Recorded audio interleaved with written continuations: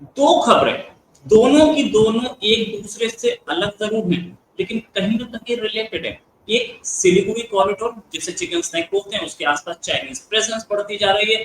दूसरा, America 500% tariff लगाने की बात कर रहा है इंडिया पर और चाइना पर, जो कि वो कंट्रीज है जो कि रशिया से ऑयल इंपोर्ट कर रहे हैं। रशिया से ऑयल इंपोर्ट थोड़ा सा डेंजरस है, नो डाउट, अमेरिका को नाराज करके, लेकिन उस लेवल का तेल भी नहीं मिलता हमें कहीं पे। उतना सस्ता तेल पूरी दुनिया में कहीं नहीं मिलता। पहली चीज, रशिया से पुरानी दोस्ती है, पुराने रिश्ते हैं, हम वो भी नहीं छोड़ सकते। हमारा ज्यादातर मिलिट्री हार्डवेयर रशिया का है। रशिया हमारा टाइम टेस्टेड फ्रेंड भी है। एक चीज और, कि हम अमेरिका के लिए रशिया को छोड़ते थोड़ा पॉसिबल नहीं होता। सिलीगुड़ी कॉरिडोर की जहां तक बात करते हैं, सिलीगुड़ी कॉरिडोर पे बहुत टाइम से नजर है। बांग्लादेश, चाइना और पाकिस्तान तीनों की मीटिंग भी हुई चाइना में मोर रिसेंटली। सिलीगुड़ी कॉरिडोर जरूर डिस्कस किया गया होगा, ऐसे में बस डिटेल नहीं हुआ कि नहीं, लेकिन सिलीगुड़ी कॉरिडोर जरूर डिस्कस किया गया होगा। उसमें और क्या क्या बातें हुई, हम लोग इस पर बात कर सकते हैं। हमारे साथ हैं मेजर जनरल सुधाकर जी। एक लंबी सर की सर्विस है भारत की सेवा में, देश की सेवा में, भारत माता की सेवा में, और आज भी उसी काम में लगे हैं। सर, बहुत बहुत स्वागत आपका हमारे शो में। सर, एक चीज कि थैंक यू, थैंक यू।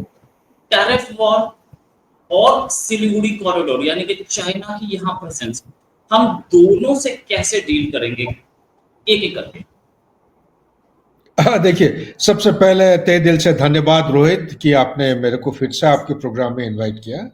और जहाँ तक जो सवाल आपने उठाए हैं, सबसे पहला चीज है टैरिफ आप उठाए हैं और सिलीगुड़ी कॉरिडोर के साथ ये किए हैं। मैं सबसे पहले टैरिफ को खत्म करता हूँ। जो पॉइंट आपने आप चाहते थे कि मैं अपना कमेंट्स या व्यूज दूं। देखिए, आज के दिन में हिंदुस्तान का जो क्रूड ऑयल इंपोर्ट है, ये करीब करीब 87.2 से लेके 88.2% टोटल क्रूड ऑयल का जो कंजप्शन है हिंदुस्तान का एनर्जी सिक्योरिटी के लिए, ये 88.2। पहले तो ये 90% टच करता था, तो 88.2% जो इंपोर्ट होता है, 88.2% में से 40 to 44% ये रशिया से लिया जा रहा है। ये पैंडेमिक के बाद जब से लड़ाई शुरू हुई तब से रशिया से लिया जा रहा है। ये 2022 फरवरी, जब रशिया ने इन्वेड किया यूक्रेन को, उसके बाद चंद एक महीनों के बाद। लेकिन उससे पहले रशिया का जो ऑयल कंपोनेंट, क्रूड ऑयल का कंपोनेंट हिंदुस्तान का परसेंटेज 1% या 1% से कम हुआ करता था। तो कहाँ 1%, 1% से जम मार के अभी 40 to 44% जो हमारा पाई डायग्राम है वो कैप्चर या ऑक्यूपाई कर रखा है। और हिंदुस्तान का पूरा जो इंपोर्ट लाइबिलिटी या जो परसेंटेज है, ये 88.2%। तो आप इससे अंदाजा लगा सकते हैं। तो बाकी ये जो 40 to 44% रशिया से ले रहे हैं, ये सस्ता है और उसका क्वालिटी अलग है। ये हार्ड वैरायटी होता है, उसको बोलते हैं, सल्फर कंटेंट ज्यादा होता है। और तो मिडिल ईस्ट से कितना ले रहे हैं? ईरान से पहले जब हम इंपोर्ट करते थे, ये 2018-19 से ये बंद हो गया है सैंक्शन के बाद। और इसलिए सऊदी अरेबिया और यूएई से ज्यादातर हम लेते हैं। पहले 30-37% हुआ करता था, लेकिन ये लड़ाई जो हो रहा है यूक्रेन रशिया की वजह से और ईरान का सैंक्शन इम्पोज होने के बाद सऊदी अरेबिया और यूएई का परसेंटेज बढ़ गया है। ये 52 to 53% हो चुका है। तो 52 to 53% अगर आप जोड़ते हैं 44 के साथ, ये 90% से ज्यादा होता है। बचता है आपके पास 6 to 7%। ये अमेरिका के साथ पिछले 1-2 साल से परसेंटेज बढ़ने लगा है। उनसे हम तेल और गैस खरीदने लगे हैं, ठीक है नहीं? ये 6 to 7% के अंदर ही आता है, छोटा पाई डायग्राम। लेकिन एक इंपॉर्टेंट चीज है, पिछले 1 साल से मैं देखूंगा, ये जनवरी 2025 में अगर देखते हैं, अफ्रीका और लैटिन अमेरिका का जो क्रूड ऑयल इंपोर्ट हिंदुस्तान का, ये डाइवर्सिफाई करके उसका परसेंटेज काफी सर्ज होने लगा है। सो मच सो आप देखेंगे लैटिन अमेरिका का परसेंटेज करीब 430 बैरल पर डे इतना बढ़ गया है। इसी तरह अफ्रीका का परसेंटेज बहुत कम था, ये 134,000 बैरल पर डे बढ़ चुका। इसका मतलब क्या है? मैं ये कहना चाहता हूं, अगर ये 500% टैरिफ लगाते हैं रशियन ऑयल के ऊपर, हिंदुस्तान और चाइना के ऊपर, ऑप्शन क्या है? Long term, medium term, short term. Short term में यही है कि हम बात करने की कोशिश करेंगे, लॉजिक देने की कोशिश करेंगे कि इसका जो डिपेंडेंट, चाहे आप कान को सीधा पकड़े या टेढ़ा पीछे से घूम के आप पकड़ते हैं, तेल आप यूरोपियन यूनियन या नेटो फोर्सेस के ऊपर जो आपने पाबंदी लगा रखे हैं, ये हिंदुस्तान में ला के इधर रिफाइन करके यही तेल यूरोप में जाता है। काफी हद तक अमेरिका भी इसके ऊपर, हिंदुस्तान के ऊपर डिपेंडेंट है। यहीं से हम अमेरिका, सो ये डबल स्टैंडर्ड क्यों करें? आप कहीं ना कहीं डिपेंडेंसी आपका बिल्कुल 100% आपने सेवर नहीं कर पाया है, तोड़ नहीं पाए हैं। रशिया के तेल के ऊपर आपका डिपेंडेंसी अभी भी बरकरार है, पर्टिकुलरली यूरोप का, पर्टिकुलरली जर्मनी जैसे इकोनॉमी है। सो इसी के साथ मैं कहना चाहता हूं, कहीं ना कहीं बातचीत का गुंजाइश है। कहीं ना कहीं अमेरिका के साथ ये जो स्कोप ऑफ मेडिएशन या स्कोप ऑफ नेगोशिएशन, ये काफी हाई है। मैं इसको सब्सटेंशिएट करने के लिए रोहित एक चीज उदाहरण देना चाहता हूं। 2000, ये डोनाल्ड ट्रंप का जो फर्स्ट फेज ऑफ गवर्नेंस था, 2017 टू 2021, अगर आपका ध्यान ले लेते हैं, ये चाइना के साथ एक एग्रीमेंट साइन हुआ था। एग्रीमेंट क्या कह रहा था? एग्रीमेंट ये कह रहा था कि आप 2017 का जो आपका इंपोर्ट लायबिलिटी है, यूएस से जितना आप इंपोर्ट करते थे, उन्होंने कमिटमेंट कराया था चाइना को कि जितना आपका एक्स अगर डॉलर आप इंपोर्ट करते हैं तो एक्स प्लस $200 बिलियन आप इंपोर्ट करेंगे। ये कमिटमेंट था चाइना के साथ। क्या चाइना ने कभी इंपोर्ट बढ़ाया? उसने कभी नहीं बढ़ाया। उन्होंने ये भी दिया था डेट कि ये इंपोर्ट आप करके 31 दिसंबर 2021 तक आप इसको बराबर, जो हम उम्मीद करते हैं वो करके आप दिखाएंगे। चाइना बोला हाँ हाँ करेंगे करेंगे, लेकिन एक कौड़ी भी उन्होंने खर्चा नहीं किया, बढ़ाया नहीं। जो उनका इंपोर्ट लायबिलिटी था उतना ही चलता रहा। तो ये एग्रीमेंट तीन चीजों के आधार पर आज के दिन में डोनाल्ड ट्रंप 2.0 जो अपना जो प्रेसिडेंसी की निभा रहे हैं, उसको मैं कहता हूं आइडियलिज्म, रियलिज्म और ट्रांजैक्शनलिज्म। चाहे मुनीर जाके वो लंच किया हो उनके साथ, वो कहीं ना कोई पहलू के नीचे आते हैं। ये टेम्पररी बहुत चीज वो हासिल करना चाहते हैं। उनको अमेरिका के सिटीजन्स ऐसा मैंडेट दिए हैं, ऐसे पॉपुलैरिटी वोट दिए हैं, ये बहुत कुछ चीज बहुत कम समय में हासिल करने की कोशिश कर रहे हैं, जो कि ना की बराबर बिल्कुल असंभव है। इन्हीं का देश का एक प्रेसिडेंट रोनाल्ड रेगन होता था, मेरे को जहां तक याद है, उन्होंने यही बताया था। टैरिफ एक ऐसा स्टेप, ऐसा कदम है, आपको लगता होगा कि आप अपना इकोनॉमी को बढ़ोतरी के लिए ये कदम उठा रहे हैं, लेकिन टैरिफ एक ऐसा नेगेटिव स्पाइरल को छेड़ देता है, वो घूम घाम के आपके देश के ऊपर, इन्फ्लेशन के ऊपर दबाव डालता है, आपके लोगों की कॉस्ट ऑफ लिविंग बढ़ाता है, आपका खुद का ही डिफ्लेशन होने का खतरा रहता है, और आपका जो डेट है, आज के दिन में $37 ट्रिलियन डेट है यूएसए का। 123% की जीडीपी का डेट चल रहा है। ये डेट का माने इसका यह है कि हर साल यूएसए को कम से कम $1 ट्रिलियन की जरूरत है सिर्फ डेट सर्विसिंग के लिए। ये इसको बढ़ा देगा। ये बहुत खतरनाक एक कदम उठाया है डोनाल्ड ट्रंप ने। मेरे को लग रहा है ये समझते हैं, ये बिजनेसमैन है, ये अभी जो भी फेजेस में पूरा विश्व में जो एकदम उथल पथल कर रखे हैं हर चीजों में, चाहे लड़ाई की बात करिए, इसकी बात करिए, रशिया, ये सब टेम्पररी फेज है। उनको खुद को ही समझ में आ जाएगा कि ये यूएस अभी तक 1776 से लेके अभी तक कोई भी प्रेसिडेंट अपना मन में, सपने में जो सोच के आया था हासिल करने के लिए कभी हासिल नहीं कर पाया है। आते ही चंद एक महीनों के अंदर ये डीप स्टेट के काबू में आ गया। जैसे रूसो यूक्रेन वार, ये 24 घंटे में समाप्त करने के लिए वादा किया था, क्या हो पाया है? हमास और इजराइल की लड़ाई, वो भी इसी किस्म की कुछ बयान दिए थे, क्या हो पाया है? और ईरान के साथ लड़ाई के लिए उन्होंने बोला था कि अपना कॉन्स्टिट्यूंसी कमिटमेंट दिया था कि मैं ऐसा कुछ काम नहीं करूंगा, ये दो लड़ाई को बंद करके कोई नया लड़ाई में मैं हिस्सा नहीं लूंगा, ना छेड़ूंगा। लेकिन नेतान्याहू पीछे पड़ के वो उनको लपेट लिया, पूरा एकदम खींच के लिया है।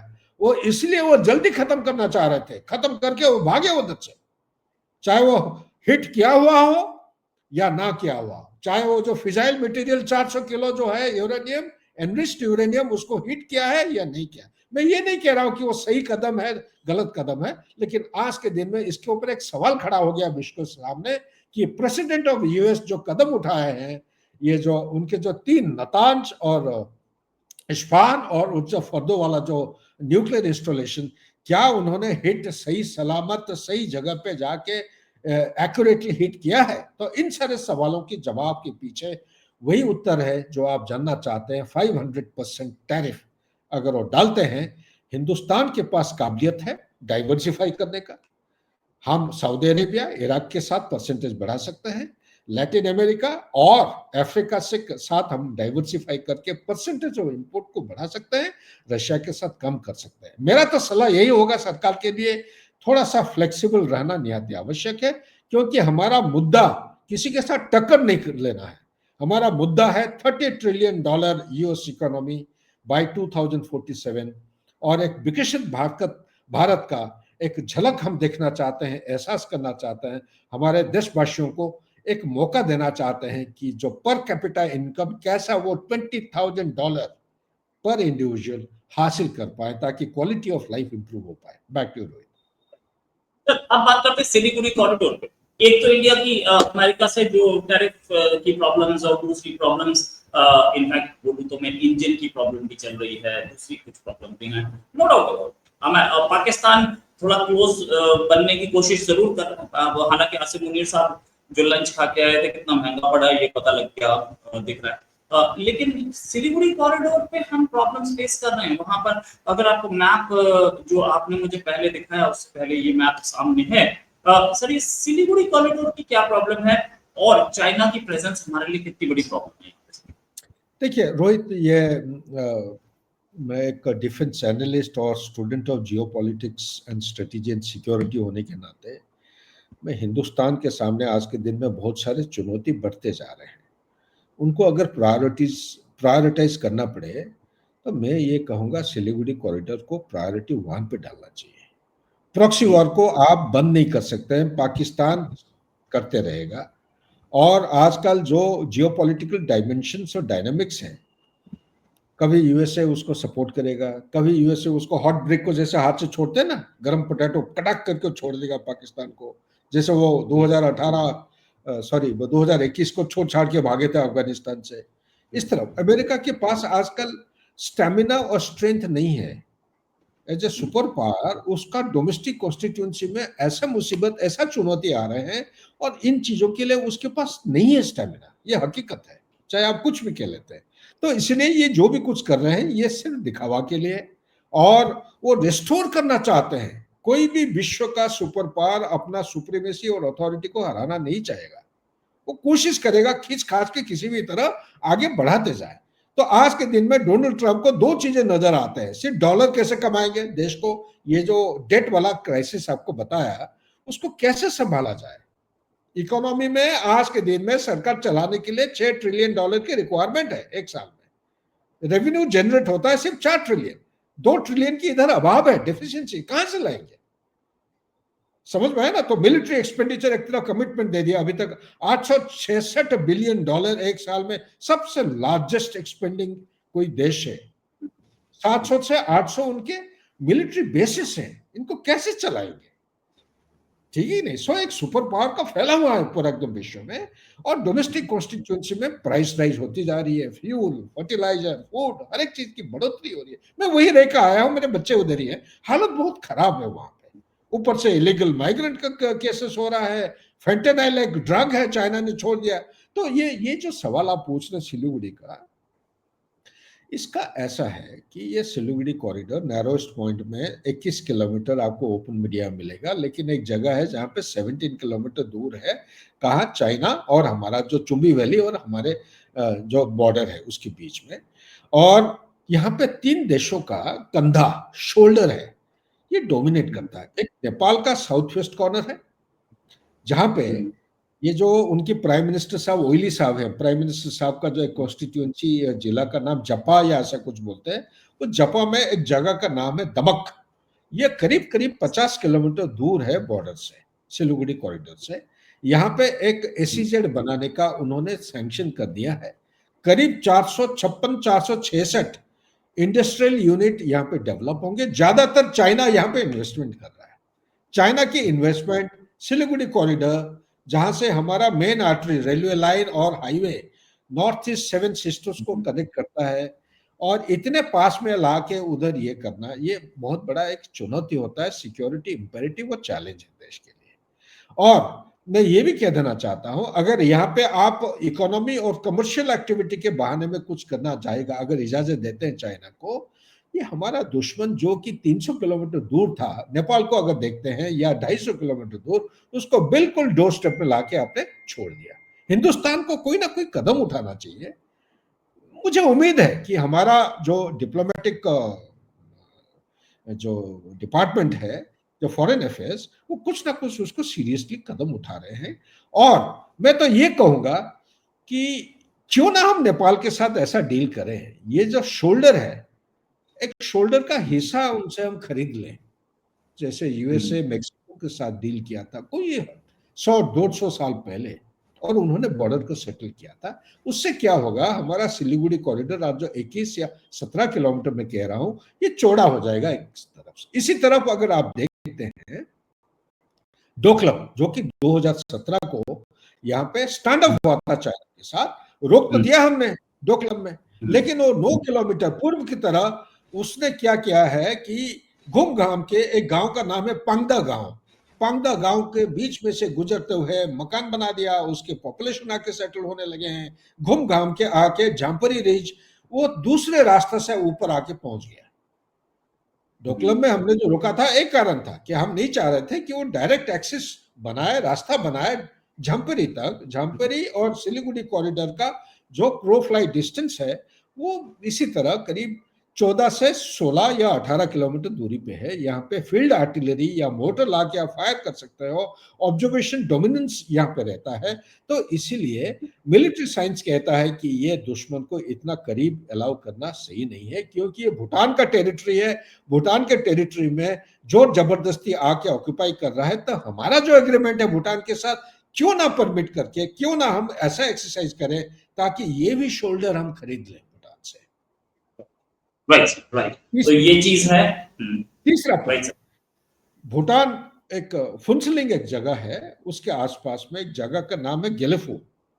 ये गेलेफू आप जब जाते हैं हिंदुस्तान से सिलीगुड़ी कॉरिडोर होके, आप कूच बिहार होके जाते हैं गोसाईगांव और उस तरफ अंदर असम के अंदर, एक ये काफी करीब पड़ता है। गेलेफू एक जगह है, भूटान और हिंदुस्तान के बीच में बॉर्डर एरिया है। इसको वो गेलेफू वो जगह का नाम है, multi this thing. Sir map में हम देख पा रहे हैं, यहाँ पे मैप में देख पा रहे हैं, ये एक सिटी है, वो सिटी का नाम मैं आपको बताना चाह रहा था, GMC बोलते हैं। ये है मल्टी हैप्पीनेस सिटी या ऐसा कुछ कहते हैं। ये जो सिटी बना रहे हैं, चाइना का ज्यादातर इन्वेस्टमेंट करीब 1000 करोड़ की बराबर या उससे ज्यादा इन्वेस्टमेंट हो रहा है। ये एक SEZ बना रहे हैं, और भूटान का आउटलुक जो है, ये मल्टीनेशनल कंपनीज बहुत सारे देशों को इनवाइट कर रहे हैं पैसा इन्वेस्ट करने के लिए। हिंदुस्तान को भी अलाउ किया जा रहा है। नजरिया कुछ भी हो सकता है, लेकिन एक दुश्मन का देश को इसके अंदर इतना करीब लाके, जो कॉरिडोर इतना नैरो ऑलरेडी है, इसके ऊपर वो दबाव डालेगा और हिंदुस्तान के सिक्योरिटी के ऊपर बहुत आंच आने का खतरा है। इसी तरह एक मैप अगर दोबारा आप दिखाएंगे, वो मैप का है लाल मुनार हाट। ये है करीब, ये मैप को अगर दोबारा दिखाते हैं, आप दिखा सकते हैं प्लीज? लाल मुनीर हाट, ये जो है लाल मुनीर हाट, ये एक सेकेंड वर्ल्ड वॉर का एयर स्ट्रिप है। इसको रिवाइव किया जा रहा है, पाकिस्तान की कॉन्ट्रैक्टर को ठेका दिया जा रहा है, पैसा चाइना दे रहा है, इसको ये एक्टिवेट करने की कोशिश कर रहे हैं। यहाँ पे कोई भी हरकत अगर आप करते हैं, हमारा ट्रुप मूवमेंट, ये मतलब कोई भी बिल्डअप, कोई भी हरकत, इसका सर्वेलेंस नेटवर्क के जरिए से ये हमें डोमिनेट कर सकते हैं, और ये एक परमानेंट थ्रेट बनने का खतरा नहीं, खतरा बन चुका है। प्लस आज के दिन में जो परिस्थिति है बांग्लादेश के अंदर, जब तक इलेक्शन नहीं होता है, और इलेक्शन होने के बाद भी कोई गारंटी नहीं है कि जिस तरफ हमारा एक पीस एंड हार्मोनियस रिलेशनशिप था बांग्लादेश के साथ, जो हरकत होता था, इस तरफ हो पाएगा। मुझे बहुत डाउट लग रहा है। तो इसीलिए बांग्लादेश का भी एक कंधा का एक हिस्सा, एक शोल्डर, क्यों ना हम उनके साथ बातचीत करके डील करके ले लें, ताकि सिलीगुड़ी कॉरिडोर को हम चौड़ा कर सकते हैं और इसके ऊपर जो मिनिमम डिस्टेंस जो फील्ड आर्टिलरी उससे दूर रख सकते हैं दुश्मन को, और प्लस हमारा अंडरग्राउंड टनल बनाया जा सकता है, और दूसरा मीन्स एंड मेथड्स ये अपनाना चाहिए ताकि हमारा कॉरिडोर के ऊपर आज के ऊपर जो थ्रेट है वो उसको कम किया जा सकता है। Last but not the list, diplomacy मुझे पता है जब खत्म होता है तो लड़ाई शुरू होती है। डिप्लोमेसी एक ऐसा पहलू है, ये कभी खत्म नहीं करना चाहिए। बांग्लादेश वही बांग्लादेश है जो 15 साल तक हिंदुस्तान को सपोर्ट करते रहा, फेवरेबल रिस्पॉन्स देते रहा शेख हसीना के साथ। मुझे पूरा उम्मीद है बातचीत और स्ट्रेटेजिक पेशेंस के जरिए से हम उसको रिवाइव कर सकते हैं। शेख हसीना कहीं नहीं गए हैं, हालांकि कोर्ट का जजमेंट पहले आ चुका है, आज या कल मेरे ख्याल से न्यूज में था उनके खिलाफ, वो उसको जरूर लड़ेंगे और हिंदुस्तान को खुलेआम सपोर्ट करना चाहिए, क्योंकि ये वही शेख हसीना है, मुजीबुर रहमान की बेटी, जिन्होंने पाकिस्तान को लीड किया था और डेमोक्रेटिक मेथड से इलेक्शन जीतने के बावजूद उनको पाकिस्तान उनके खिलाफ एक्शन लेके उनका मर्डर किया था। और उन्हीं के जो मर्डरर्स हैं आज के दिन में कनाडा जैसे देश में छुपे हुए हैं। मैं तो ये कहूंगा, अगर रूल्स बेस्ड इंटरनेशनल ऑर्डर की फेवर में अगर हिंदुस्तान खड़ा हो रहा है, डेमोक्रेसी के फेवर में, तो कोई देश को अगर हमें घुसपैठ करके हमारा हिंदुओं को या अपने लोगों को अगर हम बचा सकते हैं, उनके फेवर में कोई अगर एक्शन लिया जा सकता है, इसका कोई बुराई नहीं है। ना कि आप इंतजार करें आपके घर वेस्ट बंगाल में आके आग लगे तब जाके आप उठो। मैं कहूंगा समय आ गया है, प्रोएक्टिव एक्शन लेना चाहिए। जैसे डोकलाम में हमने रेड लाइन चुन के 2017 को उसका ठोस कदम उठाए थे, इसी तरह बांग्लादेश के खिलाफ भी ठोस कदम उठाना निहायत आवश्यक है। इसी का आखिरी पहलू में ये कहूंगा, अमेरिका यही जो है आइडियलिज्म, रियलिज्म और ट्रांजैक्शनलिज्म का जो गेम खेल रहा है, चाहे पाकिस्तान के साथ हो, आज पाकिस्तान के साथ वो बांग्लादेश अक्रॉस आईएसआई का मदद लेते हुए कॉरिडोर बना रहे हैं अराकान आर्मी के साथ कांटेक्ट करने के लिए, ताकि वो जो थ्रेट है कहीं वो म्यांमार से कोई हमला ना कर दें, वो थ्रेट का एक दूसरा पहलू, दूसरा कहानी है जो कोई चर्चा नहीं कर रहे। मेरे विचार के मुताबिक रोहिंग्या मुस्लिम का मदद लेते हुए डिजास्टर मैनेजमेंट या इनको रिलीफ का बहाना लेते हुए कहीं ऐसा तो नहीं है कि ये कॉरिडोर जो खुला जा रहा है उसका मीनिंग और मतलब और कहानी और कुछ कहानी का पेज जो है वो खुलने जा रहे हैं। तो हमें हिंदुस्तान को सतर्क रहना पड़ेगा, आंख और कान खोला रख के आगे की तरफ बढ़ना चाहिए। Back to you please. Right, बिल्कुल सही। Thanks a lot sir for joining. बहुत बढ़िया ये जो डिस्कशंस हैं सर, लोगों की डिमांड भी है कि सर कहाँ हैं, बहुत दिन से पता नहीं लग रहा था। उम्मीद है कि आपके साथ, क्योंकि आप अभी उस समय यूएस गए हुए थे और दोबारा बात होना टफ हो गया। आप यू बैक इन इंडिया, तो आपसे जल्दी डिस्कशंस और करते रहेंगे। अभी के लिए नमस्कार, धन्यवाद। थैंक यू सो मच, जय हिंद।